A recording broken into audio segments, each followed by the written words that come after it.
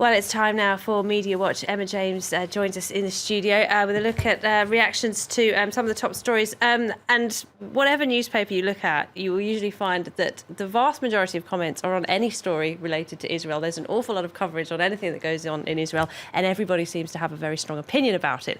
Now, a big story today was a policy that was put forward by one minister that would have prevented Palestinians and Jewish settlers from travelling on the same buses. A lot of people screamed, this smells of apartheid, this is racism, and the policy was scrapped pretty quickly. I'm sure you've got some pretty feisty reactions to that online.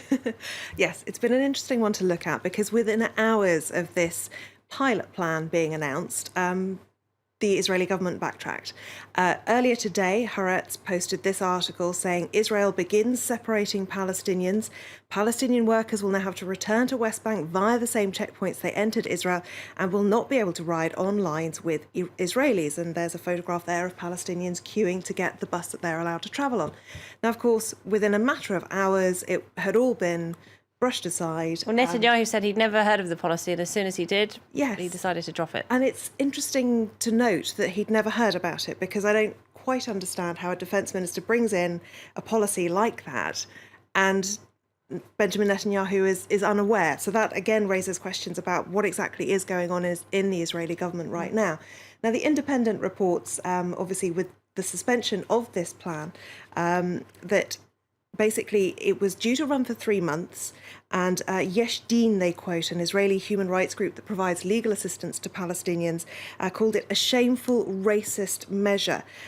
Going back to Haaretz again, later, once the reversal of fortunes had gone through, they reported that Moshe Yaalon, the defence minister, whose brainchild this is, has insisted that this isn't cancelled. It's just on hold for the moment. So clearly there are going to be more discussions to be had on this one. And I think he's been explaining why the policy was introduced in the first place. Yes, because he's saying it's related all to about four security. Bus routes, isn't it? Yes. And they're saying that the Jewish settlers were complaining about being harassed and bullied by the Arab passengers, and they have been putting the pressure on the government for a long time to do something about this. But of course, there has been a movement for a very long time, including the Jewish Home politicians, who now, of course, form part of the coalition with Benjamin Netanyahu. Right. So you could say it's unsurprising, really, the timing of this happening right now.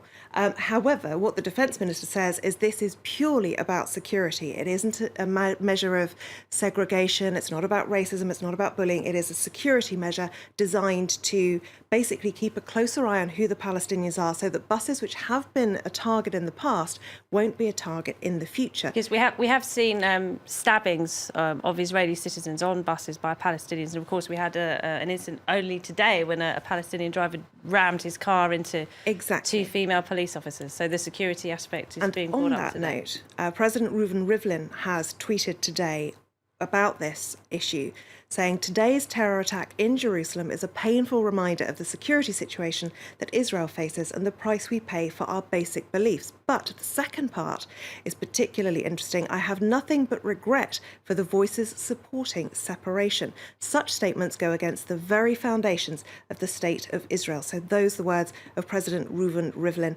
And this from the Haaretz writer Anshel Pfeffer. He said, incredible today, the scenes of confusion and contradiction regarding this issue.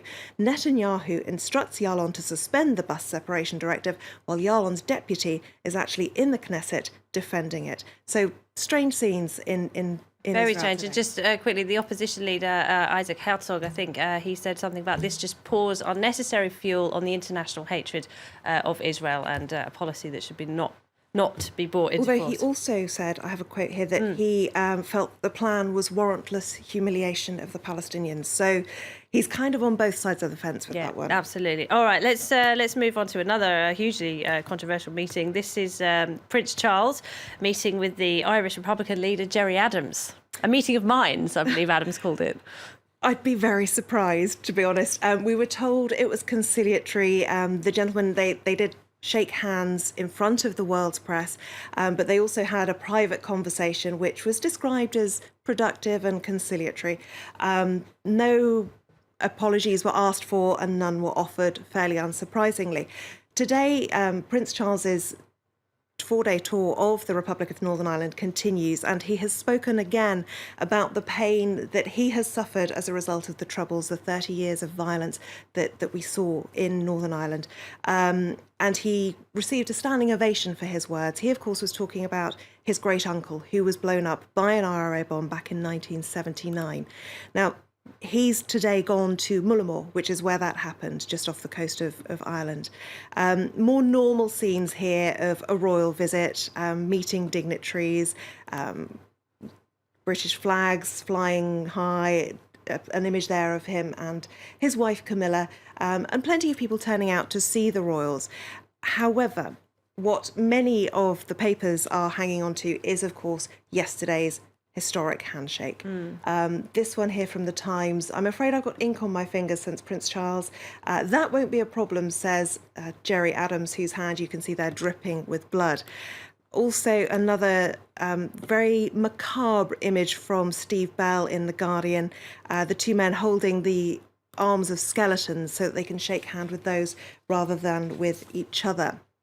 So relations between these two really, it's hard to imagine quite what went through their heads before this meeting, because yes, it was quite a shock to a lot of people, wasn't it? It just absolutely seemed to come out of the blue. And Gerry Adams, at the time of the murder of Prince Charles's great uncle, who he describes as the grandfather he never had, he said what the IRA did to him is what Mountbatten had been doing all his life to other people. So clearly, no feelings whatsoever of any kind of empathy when it comes to this murdered relative of the royal.